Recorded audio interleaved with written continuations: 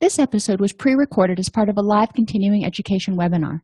On-demand CEUs are still available for this presentation through AllCEUs. Register at allceus.com/counselor toolbox. I'd like to welcome everybody to today's presentation on helping parents of children with autism better engage their children. I am Dr. Dawn-Elise Snipes. In this presentation, now this is just going to give you a really high-level overview of some things that we can do. There is so much information in the autism realm that I couldn't begin to touch on even the majority of stuff. So I want to put that out there at the beginning, but I really want us to start moving from a deficits-based to a differences-based approach to interaction. Instead of seeing people with autism as having deficits that need to be remediated, they interact differently with the world. And that's really important for people with autism to integrate into their self-esteem, that they are not broken, they are not deficient in some way, they are just different.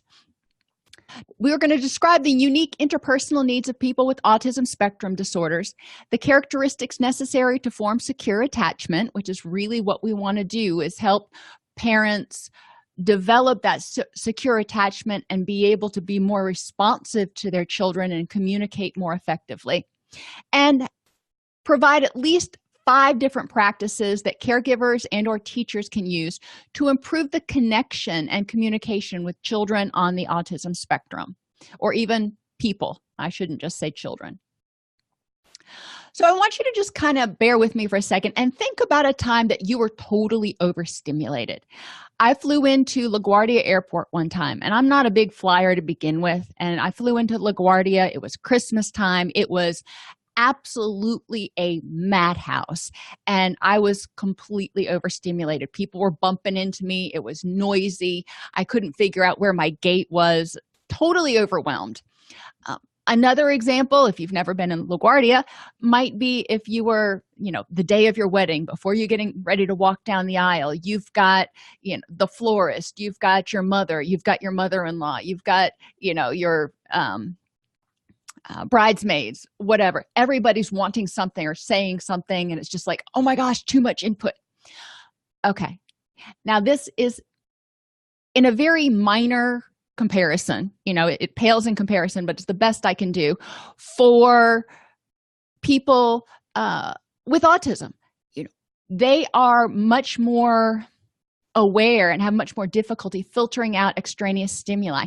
So the neurotypical world, that we'll call it, our world, so to speak, can be very overstimulating to people who are on the spectrum.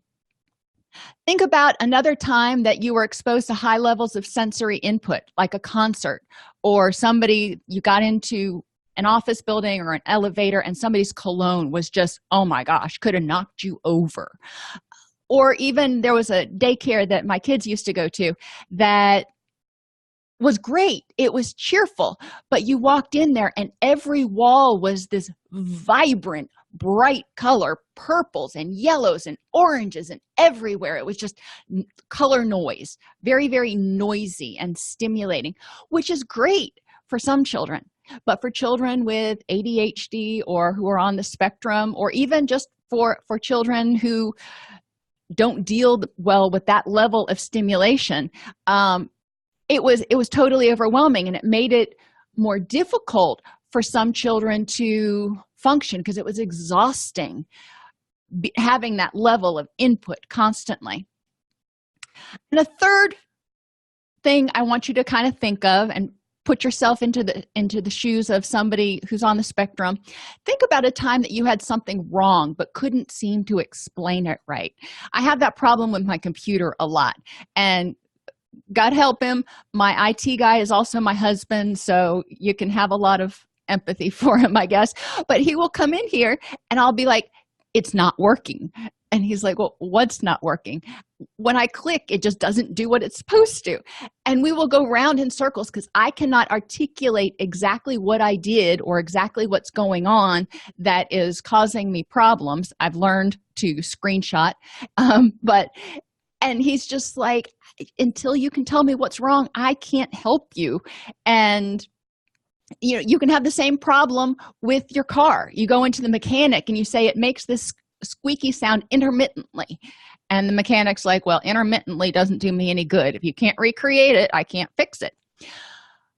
Or a time when you've just been overwhelmed, but you really can't put your finger on why. You wake up or you're at work and you're just feeling like you're walking a tightrope, and you're not sure why, but you're off that day. And people with autism often have difficulty identifying their internal sensations and communicating those to the outside world, which means it's harder for people in their life to be responsive to them because we can't read their minds. But in those situations, I want you to think, when you were overstimulated, did you feel completely safe? How was your mood? Were you just happy-go-lucky? Yeah, no problem, I'm overstimulated, bump into me all you want. No, you're probably a little bit irritable, cranky, frustrated. At times you may have felt like you wanted to have a total meltdown. Your concentration. It's hard, like if you're in LaGuardia, I'll just keep using that example, and people are bouncing into you and you're trying to figure out where your gate is and you keep getting distracted. It's hard to concentrate, which can make it more difficult to communicate what you're needing or to remember what you're needing, because every time you start to get on a mental path, you get distracted. And then think about what your thoughts are like during those periods of time. You may be frustrated, overwhelmed, irritated at other people for not understanding, just wanting people to go away. It's like, okay, think about the Grinch and how he used to say the noise, oh, the noise, noise, noise, noise. And he wanted the what were they called, the who's it, whatever, it's been a while since I watched that, from the Grinch, but he wanted them to be more quiet, the Who's. Thank you, Deborah. Because he was overstimulated and it was more than he could take. There are some people who would posit that a neurotypical world can be very traumatizing for people who are neuroatypical.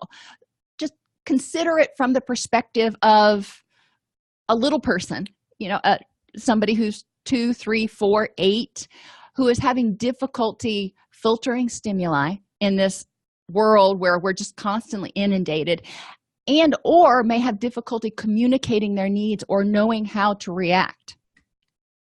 So what we want to do in this presentation is figure out some ways to help parents more effectively connect with their children, to help them feel that attachment and that bonding that they so hope for. And communication doesn't have to necessarily be verbal.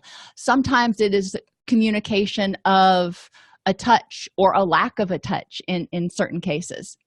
So connectedness is enhanced when the child feels safe and loved. Well, that's true for all of us. When caregivers do not feel at odds with the child, and parents of children with autism often struggle because what is triggering to a child in one situation or on one day may not be triggering to that child in a different situation or in a different day. And we need to understand that, well, there's something different in those two situations, but we may not understand completely what it is, and the child can't probably communicate that to us.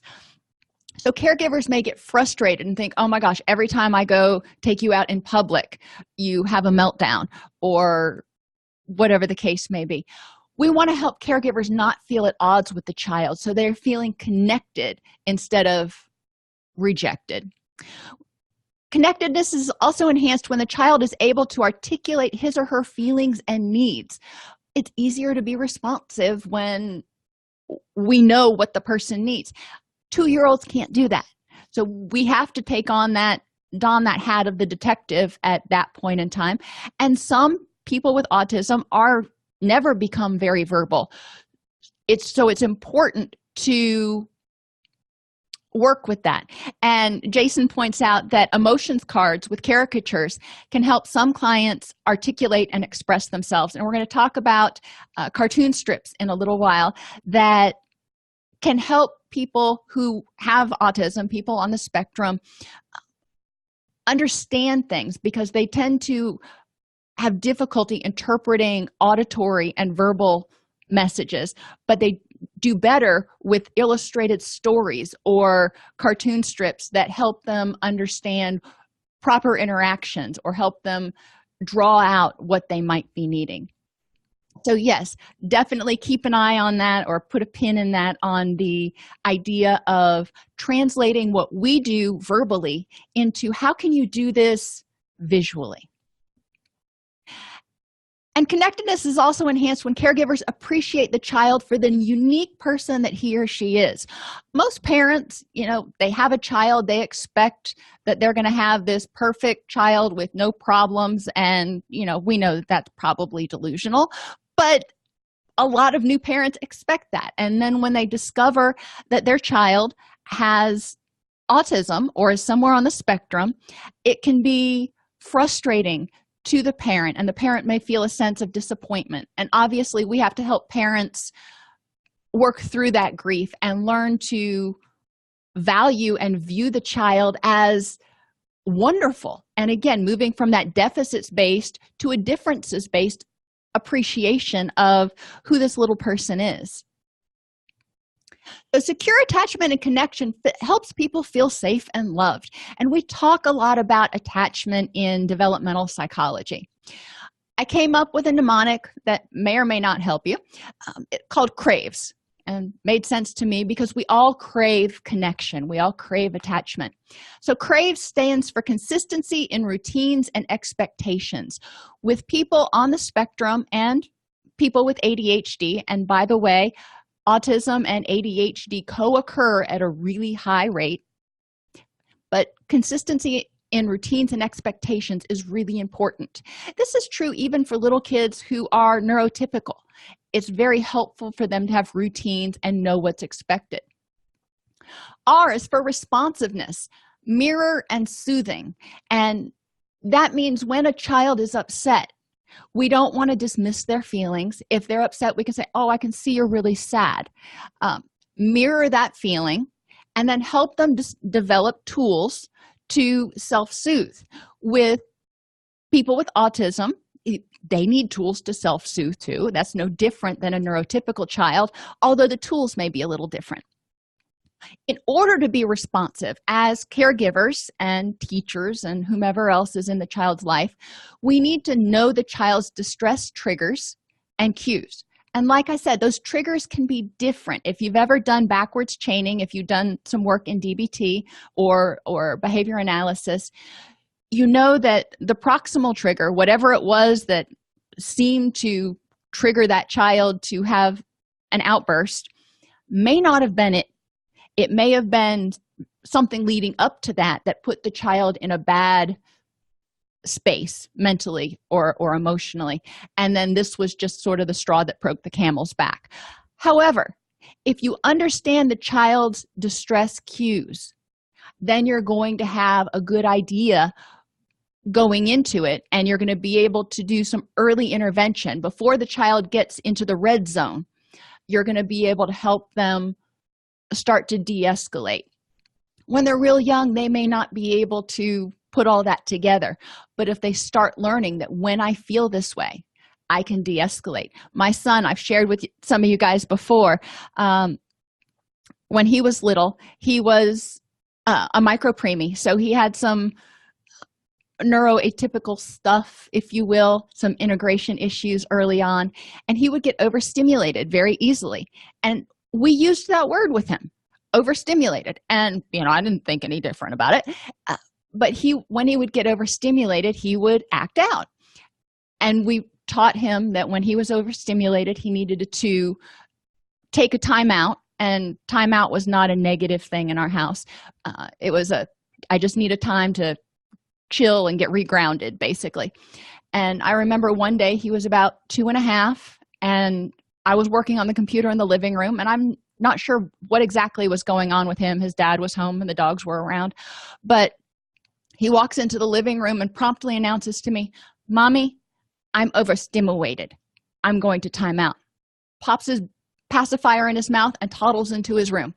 And he had one wall that was a pure white wall, no pictures. It was just a blank wall, and he would just sit there and stare at it for a few minutes until he could get himself back together again. But even at 2.5, he understood the phrase. He may not have understood exactly what it meant, but he knew how to communicate. I'm overstimulated. And he had some skills and tools. So understanding what these triggers are early on, we can help children go, okay, I'm starting to feel this way. I know it's going to lead to bad stuff, or a meltdown, or whatever you want to say. So I need to take steps.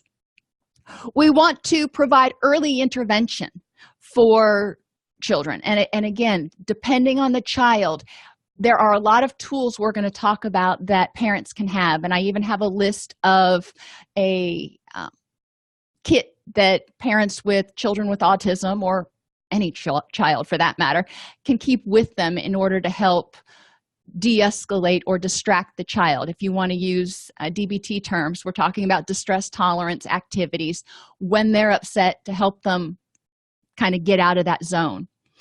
And we want to make sure that we're responsive in accommodating the child's learning style and environmental preferences.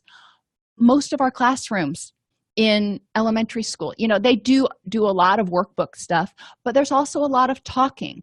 And children who are on the spectrum, as I said earlier, often have difficulty with auditory processing. We need to understand that, and we need to be sensitive to what they may need.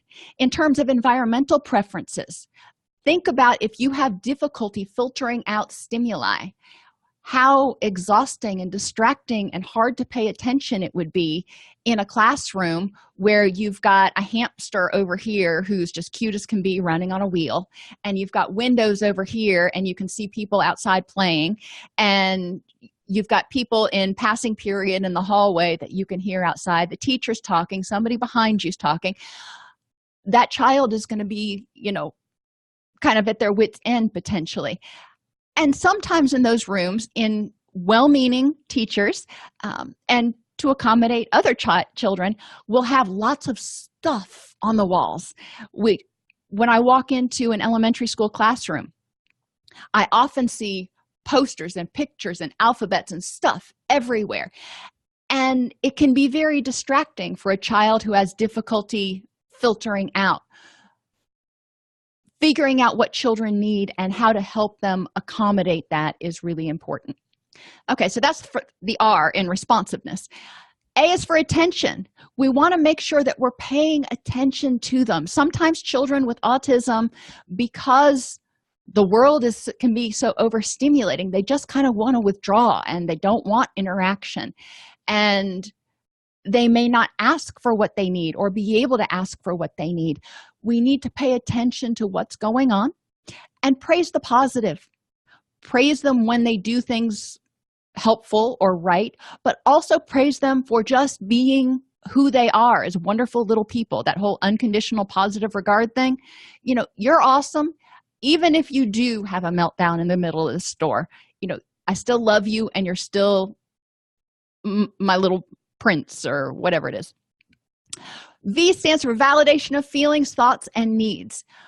Whatever that child is feeling, even, if we don't quite understand it, if they are angry, okay. And Sean, bless his heart, again, I'll share a time we were at work, and he had come to work with me. I had to stop by the office for something, and I had no idea what set him off.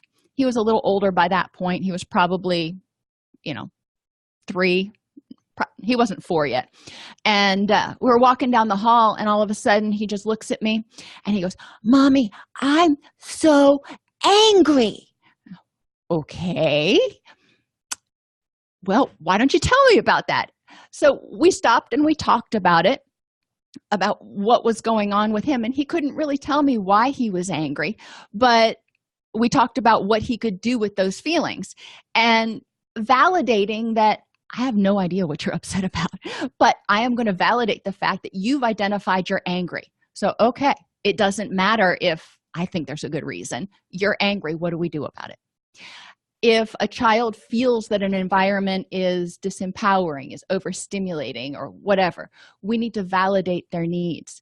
Remembering people who are on the spectrum may have hypersensitivity or hyposensitivity to sensory stimuli, sights, sounds, smells. If they need special things, if they need sunglasses because the lights are too bright, if they need noise canceling headphones, we need to validate that, okay, that's how you're built, and that's okay. We need to have empathy for the challenges that they face, not only internally, not being able to communicate what they want or not understanding what's going on, but also how the world perceives and reacts with them.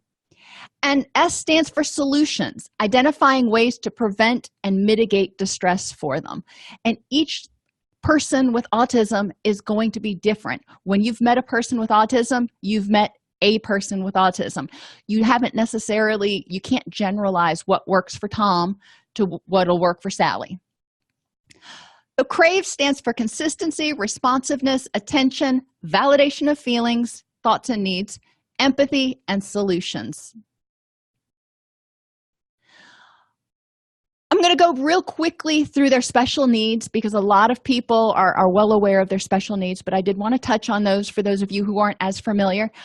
But while I'm doing this, I want you to think about how these needs or differences that someone with autism has can affect their ability to get consistent care and consistency from the people in their environment, responsiveness from their people in their environment, attention, validation, empathy, and solutions. How does it affect their ability to attach and develop the secure attachments and that feeling of being safe and loved?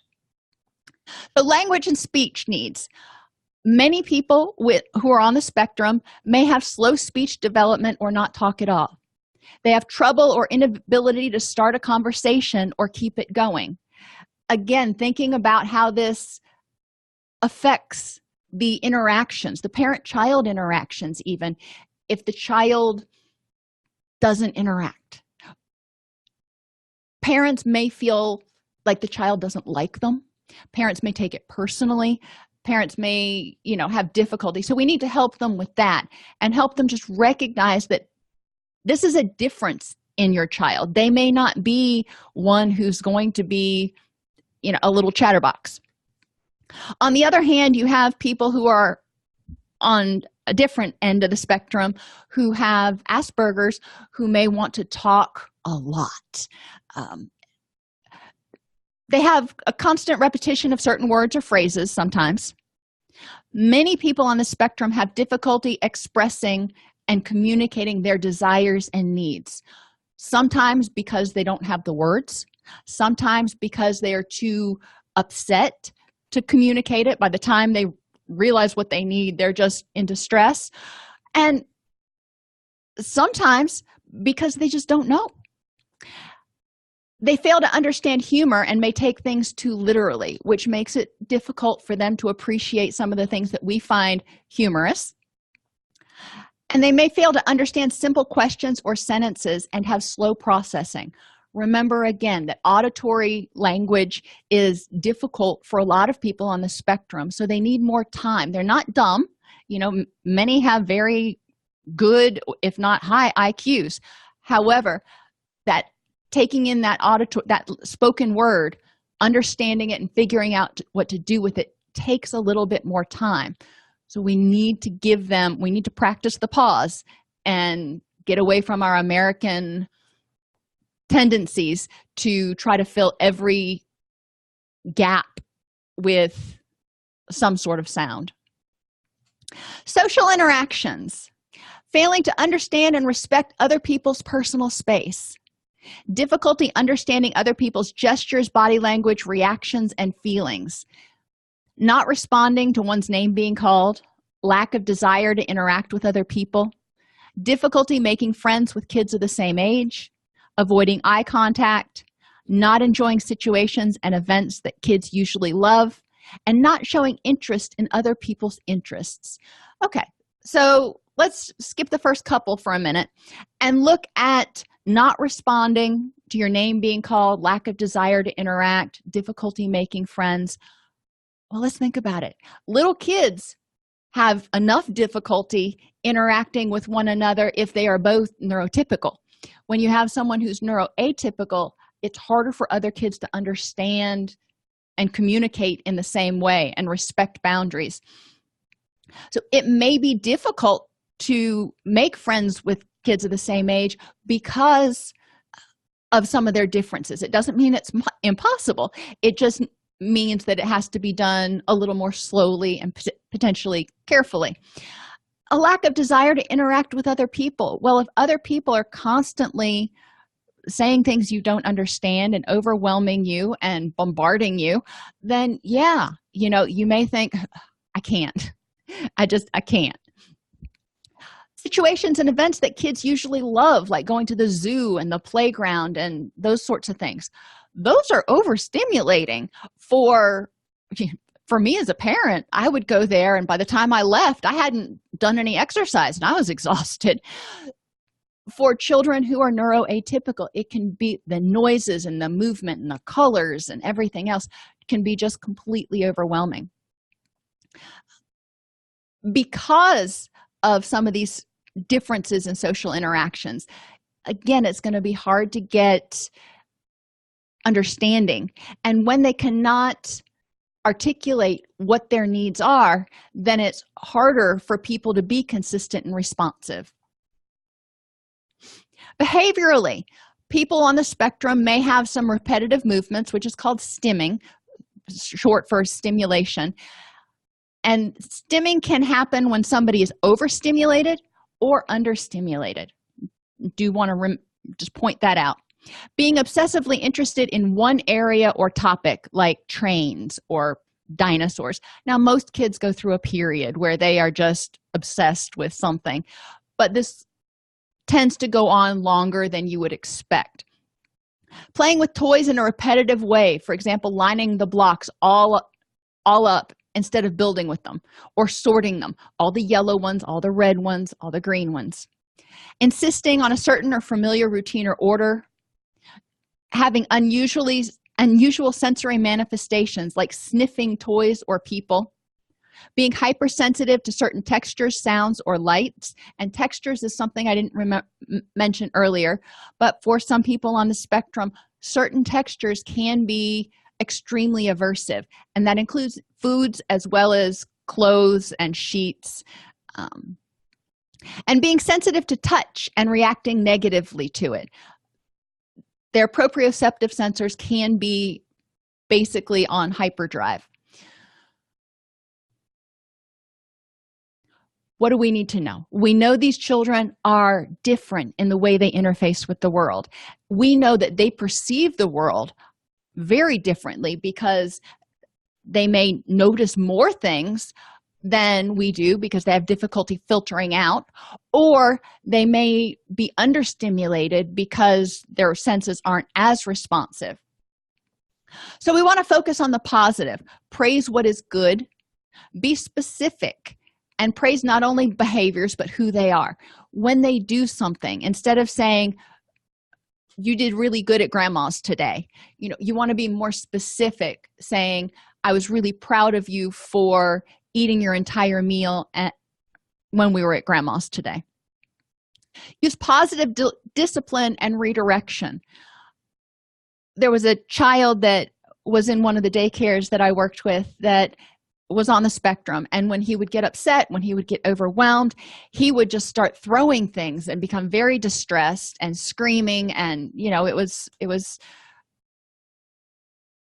very obvious he was in distress. But we did find out that one thing that helped him, and this is not necessarily generalizable to other people on the spectrum, but for him, tearing paper was very soothing.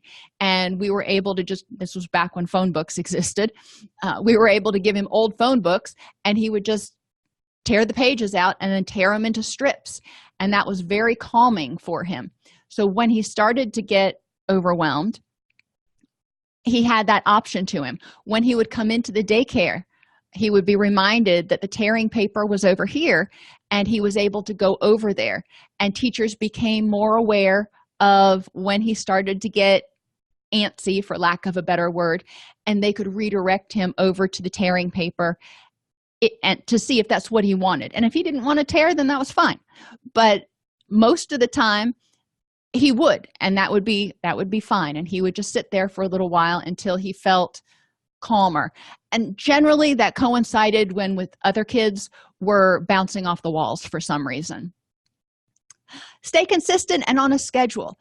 Children who are neuroatypical really like that structure. They like the predictability, and it helps set their circadian rhythms and everything else.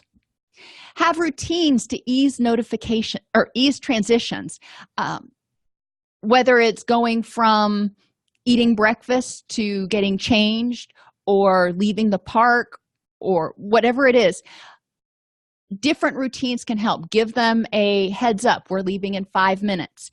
If they have a watch, a big watch on, that you can set a notification. So at 5 minutes, you go over, you set the notification, and it starts counting down the 5 minutes or however long it is until it's time to leave. And then the child can look at that. And then when it's time to leave, it starts a gentle vibration. Even a gentle vibration can be really overwhelming for some people on the spectrum. So you need to figure out what kind of notification works for that particular person. But that helps ease the transition. They know ahead of time and they can start getting into that groove. Take children who are on the spectrum with you during everyday activities. And for a lot of parents, this seems overwhelming because it's like every time we go to the store, they have a meltdown, they get overwhelmed, yada, yada. Okay, well, let's start doing this and let's scaffold it. So instead of going to the grocery store at 5 o'clock on a Friday when you know it's going to be a madhouse, maybe go at 7 o'clock in the morning. There's probably 2 other people in the grocery store. So it's less overstimulating. Obviously, the cereal aisle is a whole different ballgame, but for children, that is less overwhelming, and mom or dad, whoever is taking them to the store, may also feel less stress and tension. So it's a win-win for both. And then once the child is able to run some errands and do those things when there's not a lot of people, then maybe start doing it at times that may be a little bit more convenient. But this helps the child get used to interfacing with the neurotypical world and not getting totally overwhelmed by it. You can think of it as sort of a systematic desensitization. Select playmates with similar language and physical skills. And that is going to depend on the child and where they are on the spectrum. If you have a child that is totally mute, then pairing them with another child who is extremely verbal, probably not going to be the best match. Generally, there are support groups you can pair children up, even children on the spectrum, who may understand each other a little bit better. Invite only 1 or 2 people over at a time at first, and probably 1, and have a 0 tolerance policy for hitting, pushing, yelling, yada, yada. And if the child starts to seem to get uncomfortable or overwhelmed, make sure that they have an outlet. They have a safe place that they can go to have a calm down, if you will. Encourage the child to play and reward good behaviors often and immediately.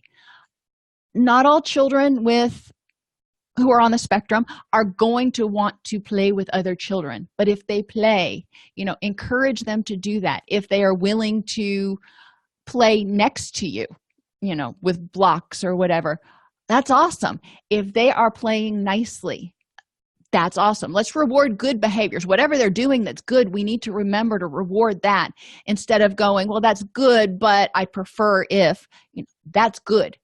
And end of sentence. That's good. Let's reward it.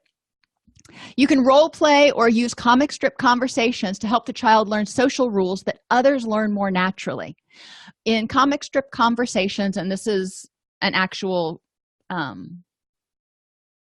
for sale activity, you can Google it, but bubbles representing a conversation can bump into or overlap one another to illustrate interrupting, and thought bubbles can show others' thoughts during conversation. So you can have thought bubbles coming out of somebody's head while while another person is talking. And it helps children who are on the spectrum kind of understand all those things that are going on and understand the interactions. There are also books that are out there that can help children understand, what it's going to be like to go to the doctor, what's the doctor going to say, and it can ease some anxieties going into it. Because when children on the spectrum or not are stressed out, they're going to have more difficulty connecting and communicating. And what we're really trying to do with connection is help the child feel safe and loved for who he or she is, which will enhance that bonding and relationship between child and caregiver. Skills for autism spectrum disorders and ADHD. Like I said, they co-occur at a really high rate. Structure and routine, again. Stay organized. Everything has a place, and that can help children who have the co-occurring issues deal with both of them. Stay a little bit organized and learn how to manage. Use clocks, timers, and transitions. Simplify the schedule. Try to keep it, again, structure and routine, but don't have them go from this therapist to that therapist to the other therapist for 8 solid hours and then have no downtime. Have clear expectations and rules. With children who are on the spectrum and younger children who are not, visual guides are really helpful. Pictures. This is what you're expected to do. When it's time for bed, you come in and there's a picture of Sally walking into the bathroom, and you brush your teeth. You toothbrush and then shows putting toothpaste on the toothbrush. You know how it goes. Obviously, you need to break it down more and in just smaller increments for younger children. Older children, you're not going to have to remind them to put toothpaste on their toothbrush. But visual guides are really helpful. And visual guides you can take with you if you have a notebook, a 3-ring binder, and you laminate the visual guides to review expectations for how to behave at the park, or review expectations for what church is going to be like. So you can go through them really quickly before you get out of the car if it's necessary with that child. Create a sanctuary place for that child, somewhere where they can go in the house, at school, where they can decompress, where they're not going to be bombarded with some sort of stimuli and noise. For children who are overstimulated by auditory or visual input, again, sunglasses can be very helpful. Just a plain blank white wall or plain blank black wall can be really helpful. And noise-canceling headphones. Encourage movement using fidget spinners and little toys. We're going to talk about those. And stability balls. Some children have difficulty sitting still, especially with ADHD. If you have a stability ball, and I should have remembered to have mine available, I have one in my office, and I notice when I sit on it and I'm doing my work, I'm just bouncing back and forth. I'm a little bit high-strung. But children with ADHD can appreciate this because they have difficulty sitting still and they have difficulty containing themselves. But a lot of times they can contain themselves within reason if they're sitting on a stability ball, because it gives them the freedom of movement, so to speak. Ensure adequate quality sleep, because sleep deprivation is going to contribute to low frustration tolerance and more situations in which the parent and the child are at odds instead of in sync. Children who are on the spectrum may have, again, those sensory issues. If their hearing is more acute, if you want to say that, noise-canceling headphones or earplugs may be helpful to help them get to sleep. Weighted blankets have been shown to be very helpful for children because it gives them a sense of security. Light, if light is bothering to them, a sleep mask may be helpful. On the other side of that, the touch from the sleep mask may keep them awake. So it's going to be figuring out what works for that child. But sleep is so important for everybody, but especially for children with ASD and ADHD. Ensure regular healthy nutrition, even with picky eaters. people on the spectrum may have issues with certain textures.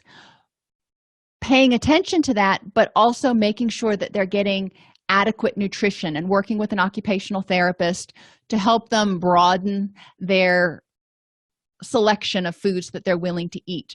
Healthy nutrition helps the body make those neurotransmitters that help them stay focused and calm, and they need to get that tryptophan for serotonin and dopamine, and the glutamine for GABA creation. Both of those are proteins. And maintain a positive attitude. Not every day is going to be an A day. However, almost every day, if not every day, will have A moments. And you want to focus on those positive moments, even if the day has had some bumps.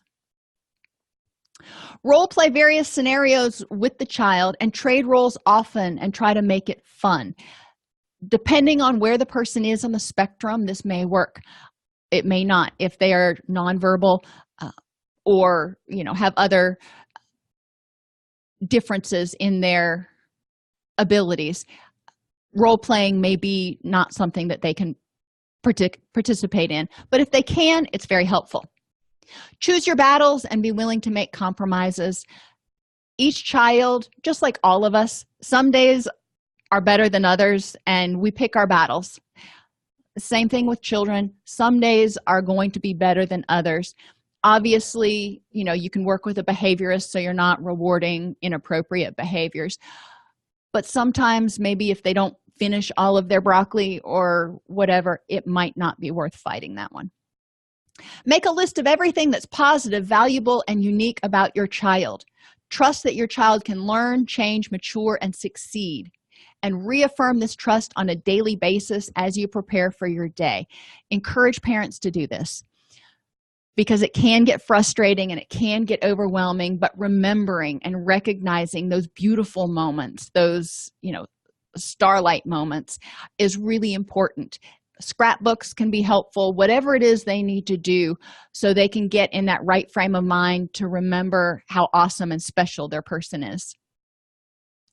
Children on the spectrum do not necessarily provide the responses that trigger parents' innate impulses to care for them.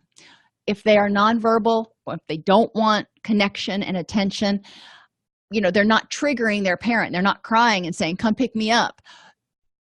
So parents may not do that if they don't think of it. Some children initially don't respond much at all. Others have responses that we don't understand, and many respond differently every time the parent approaches. So the parent's just like, it's a crapshoot. I don't know what to do. These unexpected response styles create confusion and a sense of inadequacy among many parents, which makes it hard for them to be responsive to the child's needs, because if the child is not triggering those care impulses, if the child is not going, "I need something," then parents may not be as attentive as they necessarily need to be. Not because they're trying to be mean or ugly. They're just, the child is playing quietly and it's fine. Remember that although children may not respond in the way expected, they're still responding. So become a detective. Discover clues for the triggers that trigger the children's behaviors. Use backward chaining. Start with what just happened. All right, let's see what led up to this that might have compounded or added to this situation that ended up in a meltdown. And always remember that children's behavior is functional in some way. It may be to tell you that I am completely overwhelmed and overstimulated and I can't take it and I'm about to bust. Or it may be to say, go away, I'm going to withdraw, because they need to get away from the stimulus in some way, shape, or form. Look at it from their perspective and just ask yourself, instead of "Why are you doing this?" what's the benefit? In what way is this helping the child feel more safe and secure? Joining children in their world requires caregivers to imitate and follow.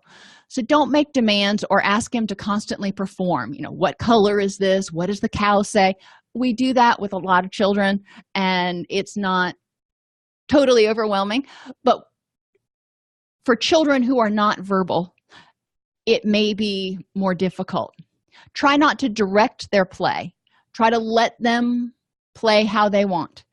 Talk about what you and the child are doing without asking too many questions, like saying, just sitting next to each other and saying, boy, the designs in the carpet are really interesting, or you really like the sound of that block banging on the table, or even it really makes me happy when you share with me. Just talking about what you're doing, making observations, not necessarily asking questions. Don't be afraid to add to the play with your own creations in hope that the child will someday become interested in you too. As people, we can be very overwhelming to someone who is neuroatypical because, we make sounds and we make movements, we make fast movements and slow movements, and there's lots of stuff, non-verbally that we do, and it can be very overwhelming to someone who's neuroatypical. Blocks don't move. They're in their world.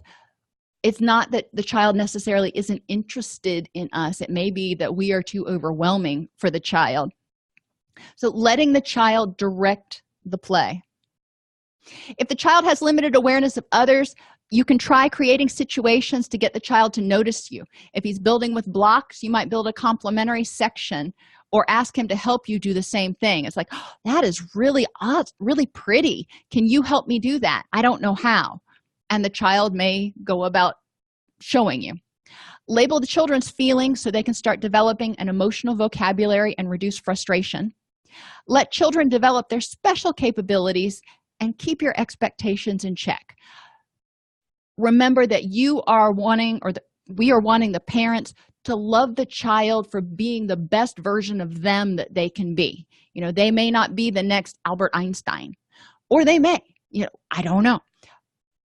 But we want to appreciate the child for who they are. Use scaffolding, as I talked about before. Let the child do what they can do up to the point that they can do it. And then when they start struggling, step in. But don't do things just for the child. Work with them to help enhance their sense of self-efficacy. And sometimes you've got to endure a little suffering with children so they can grow. They've got to get to that point of frustration, and it's hard to let them try and fail sometimes. But even children who are on the spectrum need to be able to have those challenges so they can experience success. Many children with special needs have problems with sequencing and are processing auditory and or verbal information. So it's important to learn about the child's different way of learning. Do they learn better visually, auditorily, by hearing, or kinesthetically, by doing? And are they reflective or active? And I will tell you, most people on the spectrum, especially when you're talking about verbal learning, are going to be more reflective. They need to take in the information, process it, figure out what to do with it, and then they'll respond. So don't expect them to be Johnny on the spot in the classroom, always raising their hand. Many children with autism take longer to register an interaction, so learn to wait for children's responses before repeating yourself, because that will make them feel, if you're constantly repeating yourself, it may make the child feel dumb or not happy. Give them time to process it.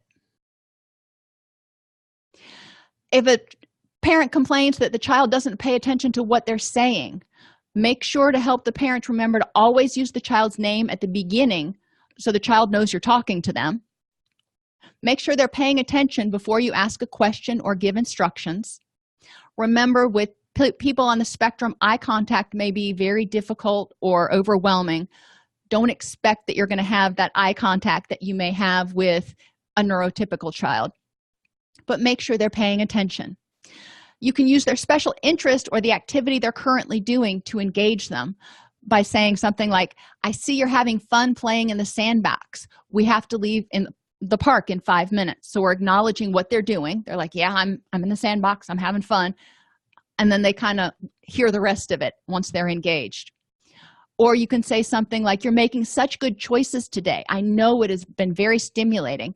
I bet you'll be happy to get home and pet Susie, assuming Susie's a dog. So this is a special interest they have. If they love petting their dog because it's calming, then you can, when you talk about Susie, that's probably going to get their attention. If children find it hard to process what you say, encourage parents to find ways to communicate in ways that are meaningful to the child. Pay attention to the other sources of external input. What else is going on that may be distracting them and keeping them from being able to process it, but also internally, what may be going on with that child that's distracting them. Are they hungry? Are they tired? Are they scared? Are they overwhelmed already? Say less and say it slowly. Don't talk like you're talking down to them, but when you say something, say a sentence, take a break, say another sentence. Pause between sentences to give the person time to process what you've said. Avoid asking too many questions, and use less nonverbal communication when the person is showing signs of anxiety, because that nonverbal communication, a lot of people on the spectrum have difficulty understanding it. So that's just like extraneous input that they don't know what to do with. And consider using visual support such as pictures and timetables. If the child struggles with open-ended questions, keep your questions short. Ask only the most necessary ones, and structure your questions to offer options or choices. Would you like a peanut butter sandwich or a bologna sandwich for lunch? And be specific. So instead of saying, how was your day? Say, did you enjoy your lunch? Or what did you learn in math today? If children are just resistant to asking for any help, which a lot of children are, you can also give them a visual help card to use that reminds them when they hit this roadblock, this is what they need to do. If they're disinterested in other people, it may be too overwhelming, but it's also possible that they just haven't started developing those skills yet. It's important to get interested in their interests instead of wanting them to be interested in yours, and get involved in groups that foster positive peer relationships and social skills development as appropriate for that child, wherever they are on the spectrum. Children on the spectrum or people on the spectrum may ask a lot of questions and paraphrase to ensure understanding. So it's important to be patient when communicating with them, because they're going to want to make sure they're getting it before they provide a response. And they take things literally. So avoid using irony, sarcasm, or figurative language. They tend to be frank, honest, and matter-of-fact, which can be interpreted as blunt or rude, and that's not what they're intending. A lot of people make the mistake of trying to grimace or make a facial expression to go, oh, that wasn't appropriate. People on the spectrum probably are not going to pick up on that. So it's important to tell the individual in a matter-of-fact but helpful way that that choice of words or behaviors wasn't appropriate, and help them learn or identify a better expression. If they react badly when they're told no about something, it could be because they're confused about why you said no. So if it's an activity that they can do later on that week, try showing them in a timetable. No, we're not going to the park today. The park is on Thursday. If it's a safety issue, look at ways of explaining danger and safety. For example, kids like to play hide and seek in stores. That's not safe. We want to figure out how to explain that to them. If you're saying no because they're behaving inappropriately, a calm reaction with redirection may help to decrease that behavior. If you're saying, no, we're not going to go get ice cream after the park because you didn't behave appropriately, not getting upset, being very matter-of-fact about it. The child is not dumb. The child understands what you're saying. They may not like it, but in most cases, the intellectual capacity is not impaired at all. If it's something you've allowed before, explain the reason why it's no longer okay. If you've allowed them to have candy before dinner why can't they have it today? That gets a little bit more confusing. Set clear boundaries and explain why and where it's acceptable and not acceptable to behave in certain ways, just like you would do with any neurotypical kid. Oops. If they hit when they don't want to do something, keep a log to identify what's triggering or maintaining the behavior. When children hit, what's the function? It gives them power. It pushes you away. It protects them in some way. So think about in what way was that functional to them? Keep a log to identify what's triggering or maintaining the behavior, and include antecedents like sleep, nutrition, time of day, current stressors, and whether this is a regular or a unique experience. Ask yourself what else might have happened that added to this stimulation or distress, and what are the benefits in this situation of the child hitting me? If you tell your child to clean their bedroom and they hit you, no, I'm not going to do that. Okay, where'd that come from? So thinking about what else is going on, whether there's some sort of stress in the family, in the environment, something bad happened at school, try to understand what that behavior means. The child is obviously feeling out of control or disempowered in somehow. So we want to figure that out. Unless, of course, they've been rewarded for hitting before, and then we want to figure out how to address that behavior. Okay, so some tools really quick, and I know we're running short on time. Help children identify what they're feeling and offer other ways of expressing no or stop when they're feeling overwhelmed, especially if they are wanting to hit. One place I read, they used a calm down couch instead of timeout. They were reframing the couch as a place where you go to calm down, and then we're going to talk about what happened. A stability ball was suggested by an occupational therapist because the child wouldn't sit still in timeout. They kept fidgeting and moving around. And the OT said, they're staying in timeout though. They're not leaving timeout. They're just not sitting still. So a stability ball gives the child something to bounce on. Thinking putty gives them something that's somewhat rhythmic to do sometimes if they're stretching out, just Play-Doh, basically. You can have a drawing corner where they go to draw out what they're feeling or thinking, and then you can talk about the drawing. The dragon breather I really liked, and you make a cup and you put little, dragon fire out of felt on it, and then the child can breathe through that and make the felt flap in the breeze, but that helps them deep breathe, and that's obviously appropriate for really young children, but it can be really helpful to help them start de-escalating. Harmonicas also get that breathing going, and some kids just like the noise. Or belly breathing. Some children will understand putting their hand on their belly and feeling it go in and out. Punishing autism-driven behaviors will not extinguish them. Understanding what's driving the behavior and the early warning signs will help you and the person with autism cope or adapt. So it's important to know their distress signals and for them to know their distress signals as they get older. It's important to examine the motivation for the behavior. Look for sensory input that may be overstimulating or bothersome. Overstimulation can lead to behavioral issues out of self-preservation. Understimulation can also lead to stimming behaviors because they're feeling bored, understimulated, and stimming behaviors can help them feel alive, basically. Reinforce positive behaviors in the moment. These things will help reduce tantrums. Your portable toolkit. Timer for transitions. So if you want to say we're going to be in the store for 20 minutes and they have their mobile device, you set it for 20 minutes and they can watch that timer count down. They know they just have to hold it together for that 20 minutes. Or we're leaving in 5 minutes. You can set it so they can see that their time is running out.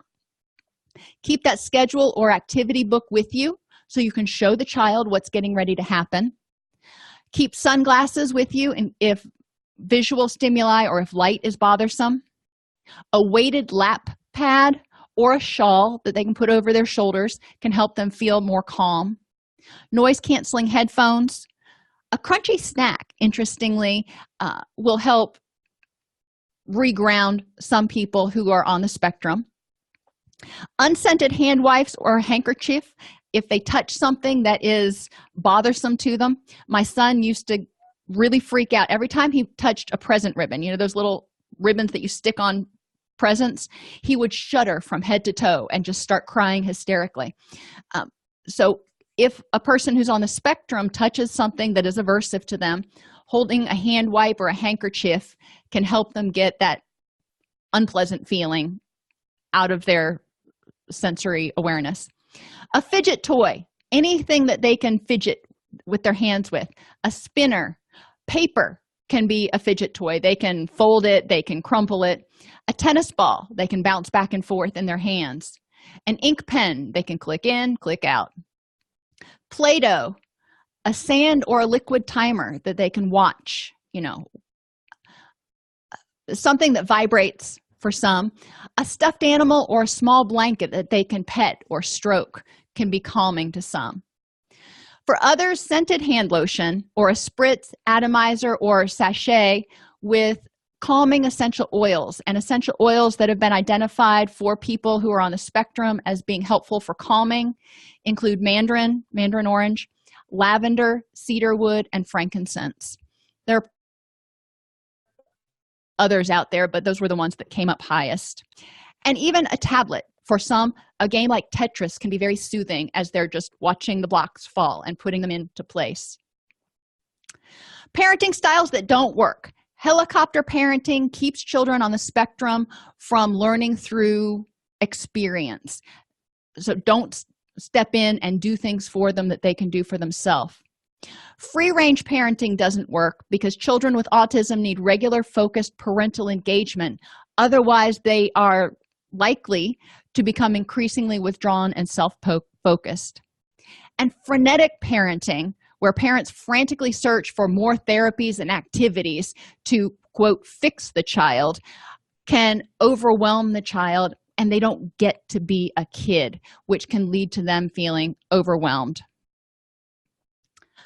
In summary, consistency. Have rules, routines, and be consistent in your reactions to their behaviors. Be responsive to individual needs and preferences. Pay attention and give them attention for being lovable. Validate their thoughts, feelings, and way of being in the world. Have empathy for how their sensory and neurological differences impact them emotionally, cognitively, interpersonally, and physically. And help them find solutions to become more mindful and mitigate or prevent triggers or unwanted behaviors. And help them find solutions to develop the skills needed to engage with a neurotypical world. And in answer to Lisa's question, I believe it was Lisa's, if a child has repetitive movements, there is a chance that they're on the spectrum, but that's not necessarily, that's not a defining feature that is exclusive to being on the spectrum. Definitely something to take a look at, what is leading to those behaviors. Any other questions? Oops. There is a resource at the end of the PowerPoint, 10 tips on how to communicate with autistic people, that was written by a person with autism. Found it very helpful. Strongly advise reading it if you work with people who are neuroatypical. And then there's a whole boatload of other resources that you can look into. And these were ones that I read and referenced throughout the presentation, but they'll provide you some more information. And yes, a lot of these tips would work with anyone who is neuroatypical.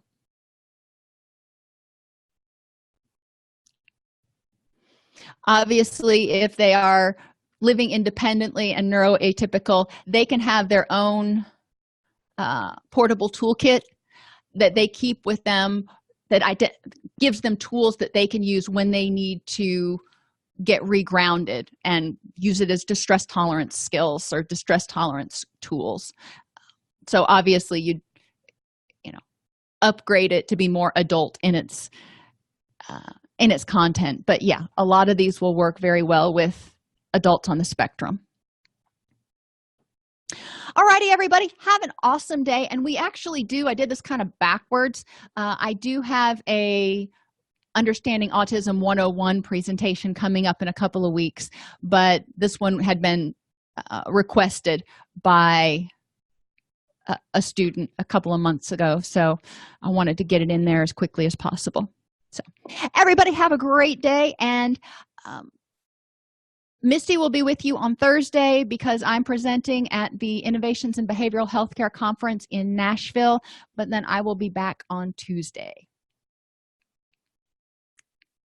If this podcast helps you help your clients or yourself, please support us by purchasing your CEUs at allceus.com or getting your agency to sponsor an episode. A direct link to the on-demand CEUs for this podcast is at allceus.com/podcast CEUs. That's allceus.com/podcast CEUs. To sponsor an episode of Counselor Toolbox and reach over 50,000 clinicians per week, go to allceus.com/sponsor. Thank you.